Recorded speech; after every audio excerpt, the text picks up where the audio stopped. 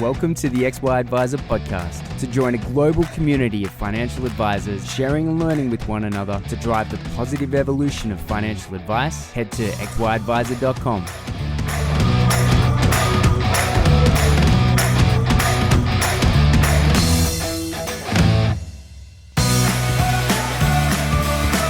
This episode is proudly sponsored by Integrity Life. If the last few years have taught us anything, it's that life is unpredictable, which is why you need to work with a partner that's flexible and loves to collaborate. One that will personalize the claims experience for your clients, one with a balanced approach to underwriting, and one with a competitive and sustainable pricing. Integrity, your partner for life. If you want to learn more about how Integrity is your partner for life, head to integritylife.com.au/XY.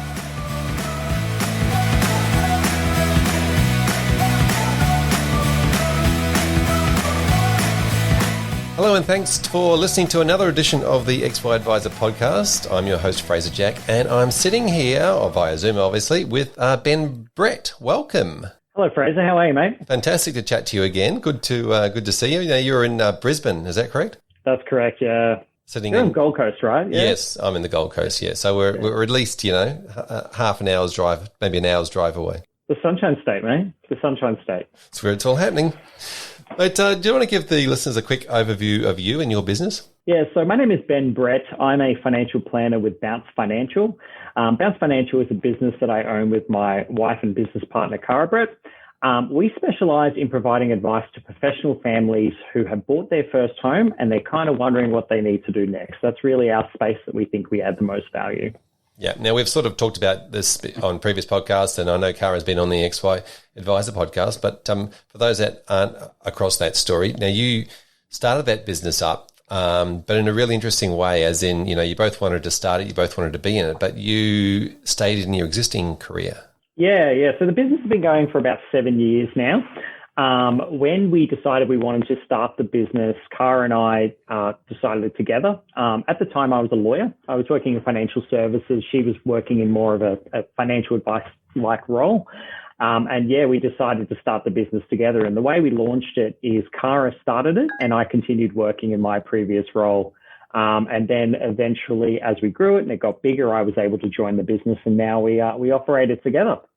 Yeah, amazing. And you also started it off the groundswell of content. You spend a lot of time creating blogs and having opinions out there and creating a bit of a groundswell of people following. Yeah. So we definitely have an opinion that financial advice is largely about language.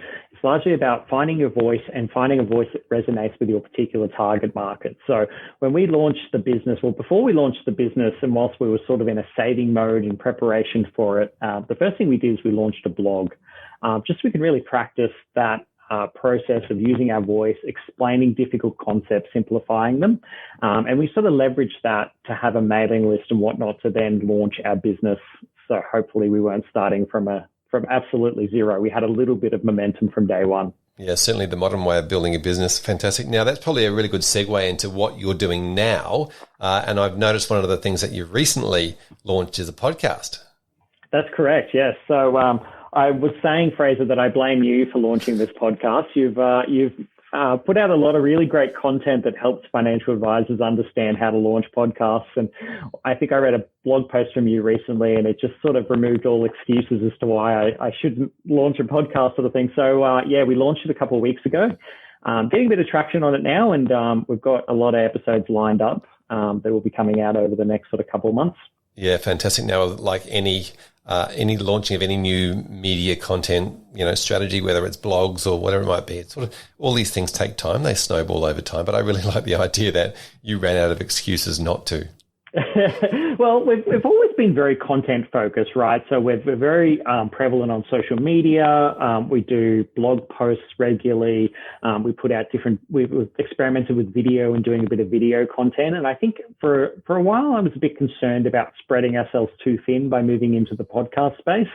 But we really just had a lot of stories we wanted to tell, and podcast is such a good forum to do so. And we really felt that, I don't know, I feel like we can add value in this space. I think there's still a lot of opportunity there. Yeah. Now, just while we're on podcasts, there is a lot of, financial podcasts around at the moment, and they can cop some hard time from people in the industry or in the profession that say, is this advice? Is it not advice? Is it general? How does this all fit? Yes. And, I know we've both got stories on that we've heard, both horror stories and information around this. Talk to me about that whole concept of, people learning financial concepts or getting a base of information from podcasts. Yes. I think, like we've seen, podcasts aren't, I guess, the first thing I've sort of seen that has driven people to be really interested in their finances, right? Like before it was books and largely The Barefoot Investor, right? Like most of my clients had read The Barefoot Investor and it had driven them to make changes to their finances and then seek out advice. And what I'm seeing now is that movement from books onto podcasts because they're so easily consumable. And I'm actually finding that it is really driving a lot of people towards financial advice. It's a really, really positive thing for our industry. I've seen some commentary from the odd advisor saying, this is outrageous. You shouldn't be doing this. You're giving out advice. And honestly, if you're concerned that, you're not going to get clients because they're just going to learn everything from a podcast, then I'm not sure you're offering enough value to justify having a business. Clients are always going to want to seek out that person to help them understand. Even podcasts are so consumable and so great, but there's still a lot of content that they have to work through and think about and how it applies to their personal circumstance. So I definitely don't see podcasts as a threat. I see them as a massive boom to our industry. Yeah, I definitely agree. I think as consumers get a little bit of confidence off the back of that information. And obviously I see podcasts as long form content as sort of that digestible health food rather than a flashy ad, full of sugar. And it's a way of bringing people in that nice, slow and steady, role rather than just reaching out to people and saying, hey, financial advice provides value to you. Get in there and do it now. Yes. Yeah. And engaging a financial advisor is very much a leap of faith. A lot of the time you don't really know what you're going to get from it. Every financial advisor does things differently too. So it's very challenging to start from zero and go, okay, well, I'm going to pay this and expect that, I'll get value from it. So having these bite-sized chunks of, well, these are the sorts of things that financial advisors do and think about, then it allows you to kind of meet them at a better place where they are more open to these concepts. Yeah, I also find that, my theory around developing relationships with people online is very much about the consistency and regularity of doing stuff and seeing something over here and listening to that over there and just getting to digest the way that person thinks and feels and their philosophies and beliefs over a longer period of time. It's very easy when you meet somebody because, you're standing inside their personal space, you shake hands, or it might be if you're not social distancing. And you get that proximity conversation where, you've met them, they're in front of you, they didn't kill you, so therefore they're a bit more trustworthy and you start to gain trust faster in real life. But online, you really need to make sure you've got that longevity and consistency. Yeah, and there's a level of familiarity, I guess, that you experience with someone you listen on a podcast. And, I would almost express it with you. Like, I've heard enough podcasts now that I probably feel I know you better than you know me. Because you do get to kind of know their personality a little bit, right? Like, you've seen it with other people. It's like being part of a group conversation. So, yeah, fantastic. Yeah. So there you go. So there's obviously a lot of podcasts, and where can you see that going? I mean, I personally, I've got an opinion. I think it's going to continue. A lot of financial advisors should and will be producing podcasts. Yeah. So for my podcast in particular, just to plug it, it's called Money Chats with Bounce Financial, if anyone wants to look it up. What we were trying to achieve with it. So a lot of the podcasts I think that are succeeding at the moment, they're very much geared towards very young people, like people in their 20s that are really trying to get things going. So I guess in identifying where we wanted to space ourselves, we were kind of going, well, where is there a gap? Maybe people that are in their 30s and 40s and maybe savings isn't as important to them. It's always an important part of any plan, but what's really challenging them is they're time poor. They're trying to find professionals that can help them, like mortgage brokers, lawyers, and they don't know about what they're doing, sort of thing. So we're kind of aiming ourselves towards that. I've set it up as a season 1 scenario. So I love the idea that I can just close season 1 at any time I want and never return to it if it's not really what we want to do. But I'm really enjoying it so far. So who knows? It might keep going. Yeah, that's really interesting. You're absolutely right. We've got My Millennial Money, and She's on the Money, and there's a lot of really popular podcasts out there. But you're right. It's sort of that demographic of the entry or beginner level. If you're pitching towards people who then want to be clients and want to have money chats or start having serious adulting conversations, then I think it's probably a great way to pitch it. We went to FinCon in the US. I think you've been there, the conference that happens there, and we heard from a lot of different podcasters, and the way they talked about it is, some podcasts, the focus of them is to be just a podcast, right? Like that it has such a big audience that it carries itself as a podcast, and that's the product. But there's also the potential for other podcasts that have really micro niche audiences. Like perhaps, our audience might be just literally 30% of our clients and a few extra people. That's great. If you can have that voice to 30% of your clients with, outputting in, 30 different meetings, then, or, whatever your client numbers are. But there could be a lot of value there. Yeah, I agree. I think that your clients should be the number one avatar, if you like, of your podcast. And even if you get 10 new people listening to your podcast, and that becomes 10 new clients, that's good. You don't need 10,000 people listening. No, exactly. Now, mate, we've also spoken about the concept of not just podcasts, right? Other types of media and influencers in a way. In particular, things like the TikTok finfluencers. Let's open up that can of worms. I am loving watching TikTok influencers. I am really, it's so fascinating.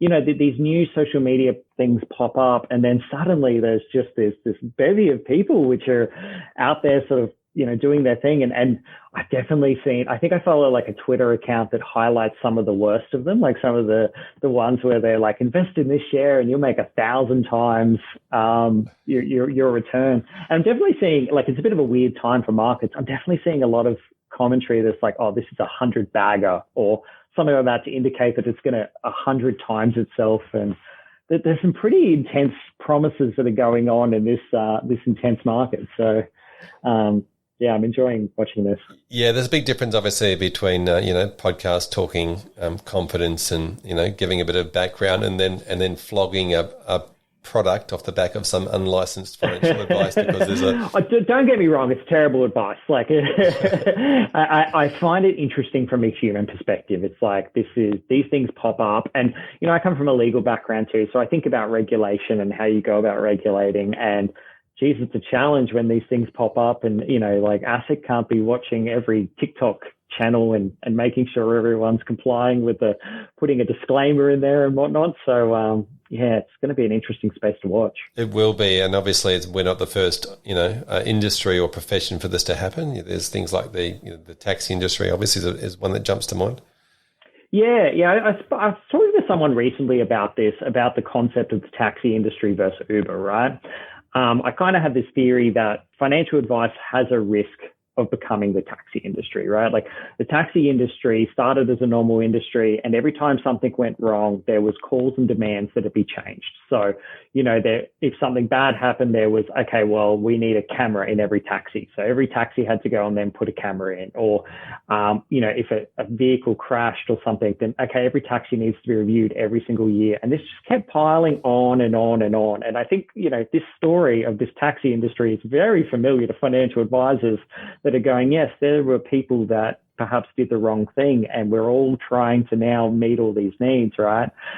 And as the taxi industry found out pretty quickly, when Uber popped up, they kind of expected that those regulators that had been so hard on them would crush Uber, would say, look, you can't do this. These are the rules and you have to follow them. But we all know how that story ended up, that Uber now exists and it's now prospering. So I think, the financial advice industry has a lot to learn from that experience, and that we need to be very conscious of Uber that is appearing in the financial, and we're seeing this with these influencers. We're seeing unlicensed advice pop up. We're seeing the evolution of wealth coaching, which is not to be lumped in with unlicensed. I think wealth coaching is actually a really exciting and great area to move in, but it's something to be very conscious of financial advisors, that if we are over-regulated and people can get their needs met at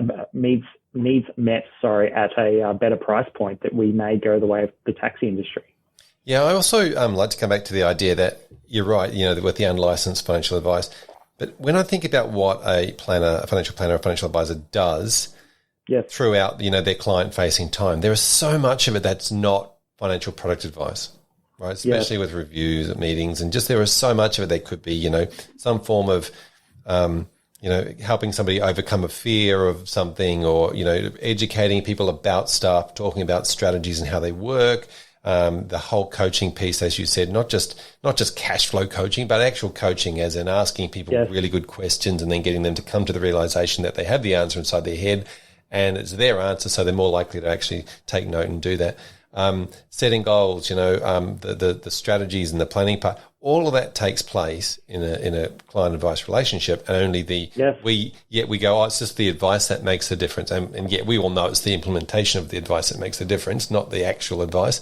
So there is a big part of, and I think we get this regulation so crammed in just around that one little part of the process, that part of the process is the bottleneck. Yeah, I think about this regularly, that I could nearly do 90% of what I do unlicensed, right? Like all that goals development, all that cash flow, even investment, I'm seeing a lot of people pop up, essentially, instead of focusing on, say, shares and whatnot, they just simply focus on residential investment properties. That's the investment they've chosen because it's unregulated. They ignore the super aspect and whatnot. But it's amazing how much you can actually do before you start getting into this area where you're actually providing financial advice according to the law. So there's a real risk that people will start to do that. And I'm seeing, I'm having clients that have seen perhaps other people who are unlicensed, who are providing nearly a service that's very similar to, I guess, the service I'm providing from their perspective, but they're not qualified financial advisors. And many instances, they've got issues with conflicts of, receiving kickbacks from property developers, or, there's a lot of all these things that we're trying to crush out of the financial advice industry are popping up in this unlicensed area. So... Yeah, I can definitely see the analogy between the Uber drivers and the taxi industry. Every time you say that, it's like, it completely makes sense. Yeah, and this of course brings the ease of somebody being able to invest as well. Like people can invest in property without having to see too many professionals really. People can invest in they can go online and create an account and start putting money into an ETF. You can download an app and do all these other things. I think that, we've had a conversation before around the gatekeeper, the idea of the advisor being the gatekeeper is being, diminished. Yes. Oh, for sure.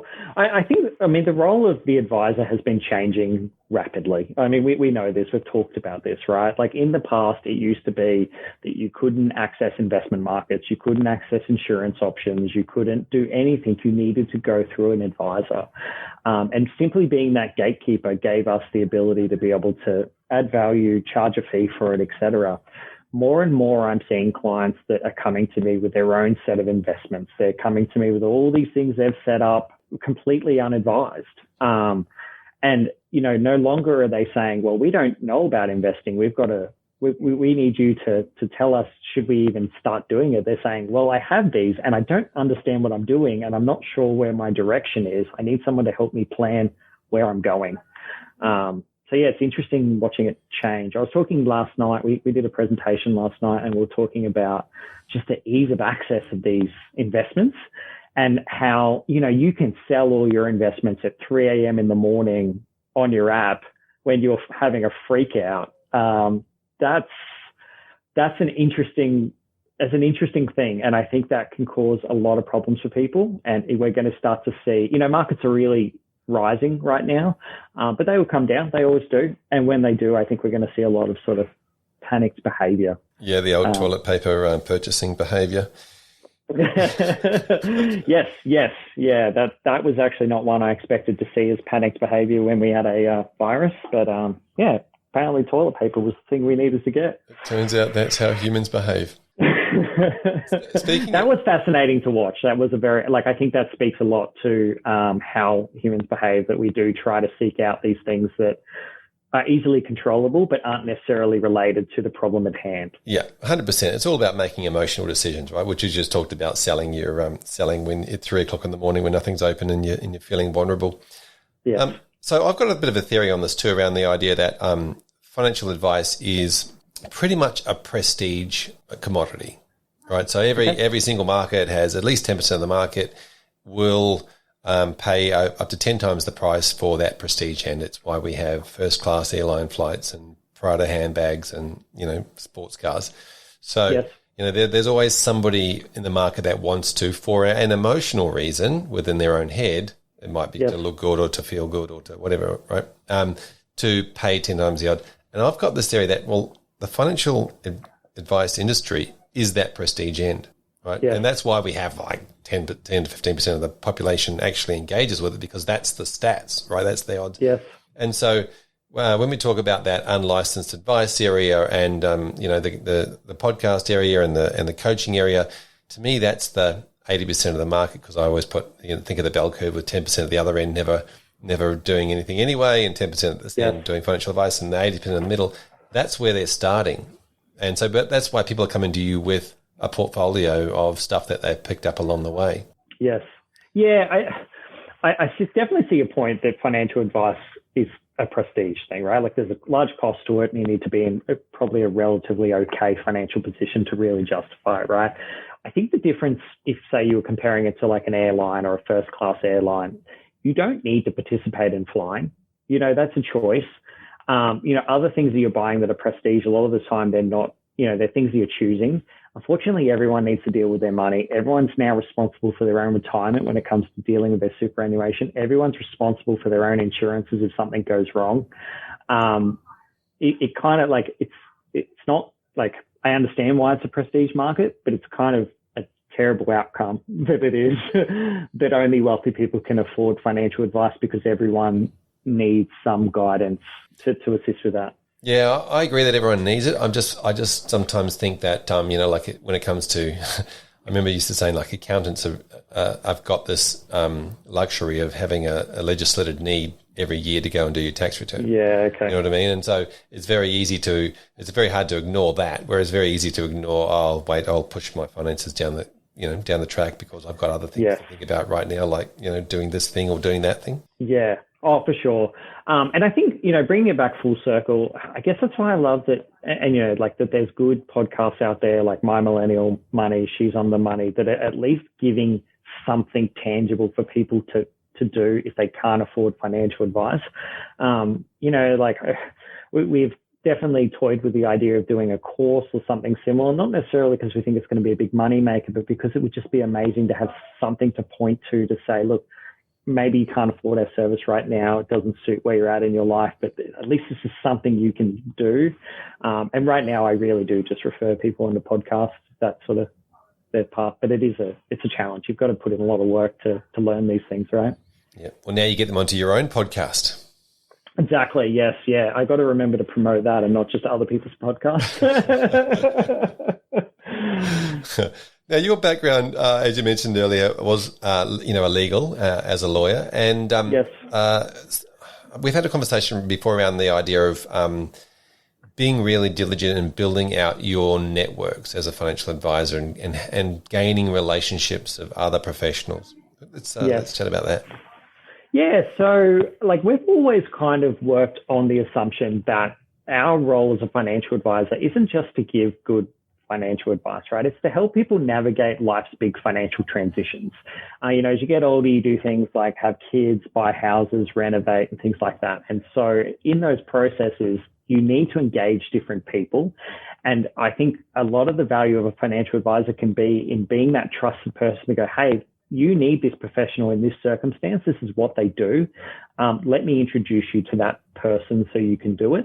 I think also there's a ton of value in being the person that connects those professionals. I'm coming across a lot of different clients lately that perhaps have an accountant, they have a lawyer, they have this, and they're all not talking to each other. And you're starting to unpick the whole picture, and you're like, this is not working. This is not going together. So bringing those together, I think, can be super valuable. This is a bit of a reason too why we launched the podcast. So, the podcast, we talk about, I guess, how we provide financial advice. But one thing we actually do is we interview different professionals about what they do and ask the questions that either people are embarrassed to ask or they're unsure about. Basic things like, why would I use you? Why wouldn't I just do this myself? How much does this cost? How does this charge? I think that's a really valuable service that a lot of clients are looking for. Yeah, I was just about to ask you exactly how you do it, and I think the podcast is the perfect solution there. We can have those conversations. How do you do that with a client like that comes to you and they've got all these other people that aren't talking to each other? How do you then bring that together? What's your process around that? So, I mean, the way we usually go about it is seeking advice to speak to that professional if we can. That can be a challenge at times. I've found some professionals are better than others in terms of being willing to cooperate. I think sometimes there's fears that, like maybe in the accounting space that you're going to judge the way they've gone about something or whatnot. So you really need to, I guess, make it abundantly clear that you're there to support them, that you're not going to try to make them look bad, that, you want to work as a team to just get the best outcome for the client. We don't have an accounting or legal part of our business or anything like that. So we're not looking to take the client or anything like that. So just kind of making that clear to them. I think, as a financial advisor, having an understanding of what those professionals do, like understanding accounting structures, understanding wills, powers of attorney, how they work, like what the benefits are, learning these things for yourself can really add value to make sure you're prompting the right questions from the other professional. You need to be careful not to be giving advice outside of your sphere, but knowing, okay, well, has this been explored with the professional can be really helpful. Does that make sense? Yeah, it does.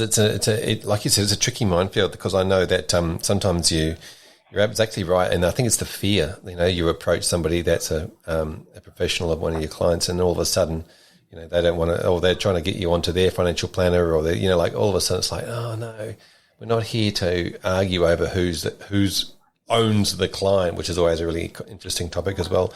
Yes. I guess getting over that fear of losing their client, or saying what they've done isn't great. And that's a reasonable fear, but like you just can't live your life that way, right? Like if you just do the best service you can, and someone chooses another financial advisor, great. At least that person's getting advised, right? Like, you can't work with everyone. You will find people that resonate with you, and you will find people that perhaps resonate with other professionals better, and that's okay. Now, when you're with a client and you recommend another professional, or you create a referral, how do you see that through? Very good question. In terms of I don't like to push the client to do things, like to necessarily engage with that professional. I do like the idea that there is an element of you've got to let that professional have their own process. You can facilitate it, but you don't necessarily want to be pushing these things because you want to allow it to form a natural bond, if that makes sense. I don't ever want my clients to feel that they need to go with the person I've suggested. We don't accept referral fees or anything like that, so there's no real incentive for me to pick one professional over another. But I want the client to feel in charge of that. But once the client advises, yes, I'm happy with that person, then what we try and do is say, okay, well, can you give us authority to speak with them on your behalf, just so I can understand what they're thinking, understand what their strategy is, and make sure it aligns to your greater goals. Yeah, so, okay, this is the cool process. So you can do the introduction, get them to go and meet each other, and then go back to the client and say, if you're happy with that person, we'll continue to work with it. Yes. Yeah. I go out of my way to make it abundantly clear that person that I'm suggesting, not necessarily recommending, but I'd say something like, I've had clients with good experiences with this person in the past. That's, I think, a very good way of saying, look, I've had positive things, but if this does go wrong, this is an independent person and I want you to feel comfortable to choose someone else. That's kind of the way I go about it. Yeah. Yeah, very good. Now, there's a couple of things I want to pick up on with the last couple of minutes of conversation. The first one is, you said you did a presentation. Yes. Tell me about presentations. Yes. How do you do those? Are they in person? Are they in groups? We did an in-person presentation last night, Fraser, and it was amazing. I loved it. We did one earlier last year in 2020, and it was really popular. We ended up running 2 sessions, and then COVID hit, and we just weren't able to run any. And we felt confident enough to give it a go, and it worked. It went really well, and it was a great presentation, and I really enjoyed it. I still think there's room for this. I personally don't love Zoom presentations. I just don't think that people are, and particularly this late in the game, like they're just over them. So I love the idea of reintroducing in-person presentations. Brilliant. And how do you work out what you're going to say and get people along and invite people and get speakers, or you're the speaker? Yeah, so I believe I listened to an XY podcast a little while ago. I think it was Ben Nash talking about his presentations and how he goes about it. And he said something really interesting that I've kind of applied, where he's like, I'm probably butchering this, but he said when he first started giving presentations, he was just trying to give tons of advice. Like, not advice, but a lot of information. He wanted people to walk away feeling super informed. And this is kind of the way I thought about it, right? And he kind of realized that isn't necessarily the best way to go about it. People just felt like they had too much information and they couldn't take steps. So I, to some degree, I've kind of followed that methodology of trying to give enough that it's like, these are the steps we go through in our head of like, here's the things we need to address, right? But without going into too much so people don't get bogged down. I think a lot of people, they're just looking for a solution and they really want to know what it is they get from financial advice. And a lot of people go ahead and explore themselves, and that's awesome. But at least they've got a framework. And I think that's kind of where we start. Does that make sense? Yeah, it does. So you kept it relatively simple, but also relatively scoped down to stuff? Yes. Yeah. So the way we went about it, and, we think of these things all the time. So I think it's always good to be changing these. But, the way we went about it was kind of going through, look, these are the steps we think about when giving advice to a client. And largely it's like working through your goals. So the first thing is, how much does your life cost to live? And is that an appropriate number? And really drilling down on that. The second is, okay, what's coming up in the next 5, 10, 15 years? We're going to need additional money, and planning for that. And the third is, what is your financial freedom goal? What is your long-term goal? And by starting with it, when people think about investments, they're like, I like investment properties. That's the first thought they have. Whereas for me, I'm like, all investments can be good and can be bad. We need to start with this what you want to achieve. And then from there, we start going through the steps of going, okay, well, what are the pros and cons of an investment property? Which kind of goals do they suit? And then, super insurance, boring stuff on the end, right? Yeah. You start getting into the jargon. Yeah. I mean, again, with super and insurance, it's kind of just highlighting that, for a lot of people, I think they feel silly that they don't understand it. And they shouldn't. It's ridiculous. It's a ridiculous system. It started simple, and then lawyers got into it and started trying to find loopholes. And so it just got more complex and complex as time went on. And now every person has to navigate a very complex system. So just highlighting it's okay to feel out of your depth and to engage someone, or to alternatively, you've got to do a lot of research. Yeah, that's fantastic. And how do you get people along? Okay, so we use Eventbrite to sort of thing. And surprisingly, we get some attendees through their organic search. I actually find that people do search Eventbrite for events, which just surprises me wildly. We have a very detailed email list that we use. We do a newsletter every month and have since we begun. So every person we come across, every person we see, or potential client goes on that list, and we've been building it out for years and years, so we can promote through that. We also have our Instagram, Facebook that we were always promoting. So we have a reasonable reach that we can use to sort of push these things. And are they free, or do you charge for them? So we did this one for free. In the past, we've charged really small amounts to try to promote attendance, really. If someone pays $10, they tend to show up to things. But surprisingly, we've done a few free ones now, and the dropout rates have been very low. There's actually been a lot of attendance, so we're just finding free seems to work. And that could be the fact that people haven't been able to get out very much recently. Yeah, people are pretty excited about being in a room full of people and doing something a bit different, right? Yes, I was having this conversation with someone recently about the next financial advice conference that's actually in person. Might be fairly well attended. I had a person that attended yesterday, and I do ask them where they came from, like where how they heard about it, right? And she said that she'd taken over a job from another person, and she was receiving the emails of that previous person, and the previous person had attended a previous event, so she was getting the emails from that, and she came along. So you never know where these people are going to pop up. That's brilliant. I like it. And so just finally on the presentation, you ran it at night, and how long for? So we ran it was a little bit over an hour. So it was meant to be an hour, but we sort of went a bit over. We started at 6 p.m. It tends to be a good time, not too early, not too late. But yeah, there's no real magic to this. Excellent. And just in a shared space somewhere, and food and wine or anything like that? Yeah, so in our office, we have our own private office, but we're in one of those sort of shared workplace sort of situations. So we've got a big giant boardroom that we can use for these events. Yeah. We can provide all our own food and alcohol and whatnot. So it's a relatively low cost exercise. And it's great. You know, it's great to get that feedback from a lot of people about your language and what's working for you and what's not. But yeah, we tend to get the odd client out of it, so it works really well. Yeah, awesome. And what sort of number is a good number to get in? Okay, so we were trying to aim for 45, with the idea that sort of 5 to 10 is going to drop off. That sort of suits the room that we have. Like, it really depends on how big your room is, how many people you think can attend.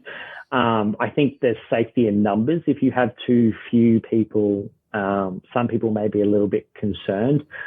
We also do a couple of things to make people feel comfortable. So the first is we make it abundantly clear at the start that, you know, we're not going to ask them to just talk about any of their financial situation or anything like that. We may ask questions, but they're never expected to everyone stand up and tell me exactly how much money you have or how much you earned. Like, that's not happening. There's no pecking order. Yeah. Yeah. And we're very open with, you know, make it really clear what we're going to talk about, but very open with our own personal lives. I like, even the way I provide financial advice, I'm very open with my own personal financial journey. And I think that comforts people. Yeah, that comes across on the podcast as well. You guys talk about your own situation a lot. Yeah. Now, I've noticed you said a couple of phrases the cost of life, and life cost to live, and navigating life's big transitions. You've obviously got some ways of presenting what you do that has nothing to do with, you know, jargon. How do you come up with these names, and you know, what goes into it? Yes, yeah, great question. We do have set language we use. Like, there's different bits of language we use. Largely, we are huge consumers of podcasts, financial advice podcasts. And so a lot of these concepts have actually come from other great financial advisors that we think really add a ton of value. You know, like I've read all the, you know, the Barefoot Investor and whatnot. It can be a little challenging as a financial advisor reading these things, because you're not necessarily learning anything new, but if you think deeply about what language are they using, why is this resonating? You know, the Barefoot Investor, for example, I think the brilliance in that book is the stories. He tells a story, and that's what resonates with people. And just thinking about why are people enjoying this? Why is this resonating with them? And what do you want to engage with? There's an American called Ramit Sethi.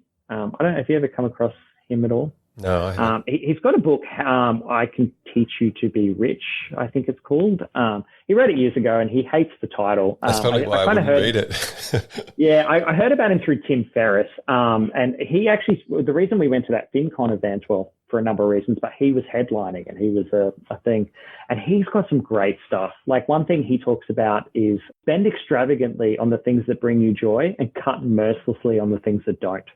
And he's kind of got this concept of, it's not just about reducing how much you spend, it's about increasing how much you spend on the areas that you really love, like having a reason to do that. And we've really incorporated that into the way we think about things. So credit to him. I think for a lot of people, you know, like, I talk to my clients about this, money's meant to be spent. And so a financial advisor shouldn't only be talking about saving money, they should be talking about spending it and how we're going to spend it. Yeah, exactly right. That's fantastic tips. You know, listen out to other people in the industry and other podcasts, and listen out for those language things. Not necessarily learning about strategy or product, but learning, you know, the language that they use with the consumer. Yeah, it's almost expected as a financial advisor. Oh, you should always be trying to learn about strategies and whatnot, but you should just know those things, right? Language is what makes us unique and different. Yes, one of the things that I've been talking about lately is that the language that we use around fees, and the word fees that we use, you know, fee for service, which was a terrible thing to say, because service, obviously, you can get, you know, at a fast food restaurant for under $10. Yes. And then we sort of changed that language to fee for advice. But again, when we think about that, you know, advice is a small part.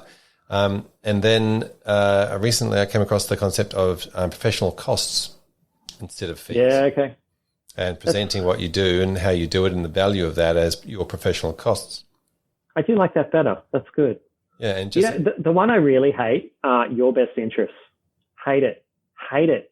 It's well known in the advertising world that if you sort of bring these things up, I used to work for a super fund, and a lot of our advertising guys would talk about if you say it's safe, your super is safe, immediately people think it's not safe.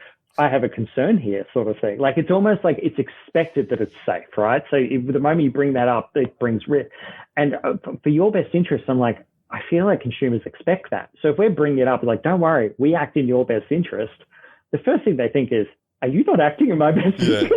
Or you haven't been in the past? Yeah. I feel that way when people talk about their efficiencies. I'm thinking, well, that means all these fees I was paying you in the past, you haven't been efficient. And it means different things to different people. You can beat yourself up. I mean, I say, like, one thing we talk about, like, we've got our budget calculator, and we've been talking about budgets all the time. And I'm like, I need to move away from this language. Like, cash flow plan, that's what we got to talk about. Same thing, but spending plan out your spending. Yeah. Yes. Yeah. Hilarious. Yeah. Language is a funny thing. I can spend all day on that one. Fantastic. So one of the other things I wanted to chat to you about was scaled advice. I know a bit of a move from language, but there's a lot going on in that space at the moment. It's a bit of a hot topic around with the regulators trying to work out the scaled advice. What are your concepts? Yes. What are your thoughts? I think deeply about scaled advice quite a lot. You've highlighted before, financial advice is a premium service, and it's only being accessed by 10 or 15%, yet everyone needs to participate. So scaled advice seems like the obvious solution, right? Like, it seems like the thing. It's like, well, if we can just tailor it to the exact thing they need, then we can price it appropriately and they can receive that service.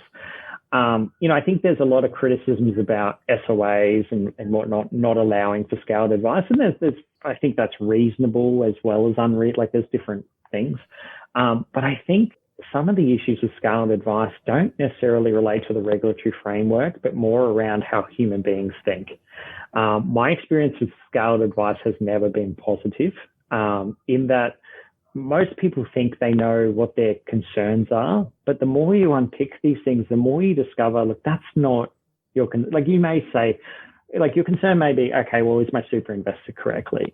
And that seems like an easy one that you could scale down. Okay, well, here's what you need to do. But a small amount of research is nearly going to get you there, right? Like, for a lot of people that are younger, it's like moving into a more high growth strategy can tend to make sense for them. But that's never the real issue. It's, do I have enough for retirement? Should I spend my money now? Am I even going to retire? Like, a lot of people really, they struggle to see that it's even a path for them. So it's very hard to provide scaled advice, and I don't think it's the regulator's fault. Yeah. I think there's a lot in the way here. I actually, some of what you were just saying then resonated with me, but it was sort of also around the fact that at the small part of the end, we're doing the advice where we might be scaling.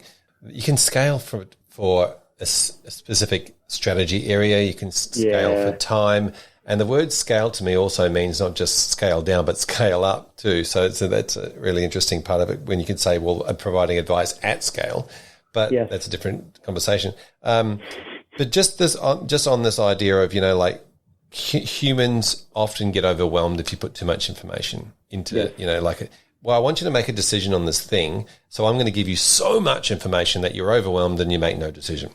So how do we balance the scale advice with saying, well, we actually do all these things, but this month we'll do this one, and then come back next month we'll do that one, or whatever, because it's kind of like, I feel like the scale advice has been put into one bucket where it probably should be spread over many. Yeah. And I guess you made a really good point before, where you talked about, like, it's a very small portion. The strategy part is this very small portion. It's like the goals and all those discussions of fears and whatnot. Like, that's the big part. And how do you scale that down? Like, you can scale, I'm only doing super, but when you're having these conversations, it's like, well, it's all interrelated. It's a challenge. I'm not really sure how to fix this. Yeah. And then the next step is the reverse of that of, advice at scale. How do we get to more, like you did with your event? How do you get to, help people at scale versus just being told that we're only allowed to talk to one person at a time? Yeah, and like, the idea of general advice versus personal advice, like it's so blurry between the two. You know, like if you are talking to a room, you know, it's likely you won't stray into personal advice because, you know, you're not doing individual one-on-one. But as that room gets smaller, suddenly you're like, okay, well, this is an older room. I might talk about this strategy being more likely for older people, and suddenly it's like, is this personal advice? Yeah. There is a line. Hey, tell us about what you got planned this year. What's the 2021 look like for you guys, and are you developing anything special? So we had a lot of plans for 2020 that didn't really launch off. So 2021 is kind of just a reboot of 2020 and all my plans for that. Hopefully my plan is to avoid getting COVID, which would be really nice. Essentially, it's still the same path. It's grow the business. I still have capacity to take on clients. I'm still always looking for clients, keep delivering a high level of service, find better ways to connect with our existing clients and improve the service and improve their outcomes. Same old. Wow, fantastic. Well, Ben, thanks for coming and hanging out and having a yarn with me today. Really appreciate it. Thanks for having me. If someone wants to continue the conversation with you directly, what's the best way for them to get hold of you? Yeah, so feel free to email me, ben@bouncefinancial.com.au. Our website is obviously bouncefinancial.com.au, so if you want to have a little look or drop an inquiry, please do so. I use a lot of LinkedIn as well, so Ben Brett on LinkedIn. Feel free to send me a message or follow my stuff, and we can connect. Yeah, and check out Ben and Cara's podcast. So Money Chats with Bounce Financial. Wonderful. And if you've got any of your own opinions and you want to chuck them into the conversation, jump on the XY app and start commenting, and we'll hopefully be able to join the conversation with you. Ben, thank you so much. Really appreciate it. Thank you. Well, there you have it. Another episode of the XY Advisor podcast. I'm Fraser Jack, and I'm joined here by Emily. G'day. Hello, Fraser. Now it's time for another shout out. Who have you got in mind? I want to give a shout out to XY legend Antoinette Mullins. Not only has she just come back from maternity leave, having beautiful little bub number 2, but she's shared a couple of great posts on the platform talking about how she's really taken on the resources and the discussions and the content, both from the free general platform as well as XY Plus, has really implemented that into her business and has nailed her onboarding process. Her ability to bring people into her business, deliver the value, articulate that value, and create a phenomenal onboarding experience, and then get some sensational reviews is awesome. So just massive shout out to you, Antoinette. You're doing amazing work, and your clients really, or I'm sure, really appreciate having you in their corner. Wow, another amazing story. Thanks for sharing that. Hey, if you're enjoying this podcast and you want to give us a bit of a shout out, then we'd love it if you could jump on to the iTunes app or wherever you're listening to your podcast and give us a bit of a review and a bit of a shout out. So we look forward to catching you in the next episode.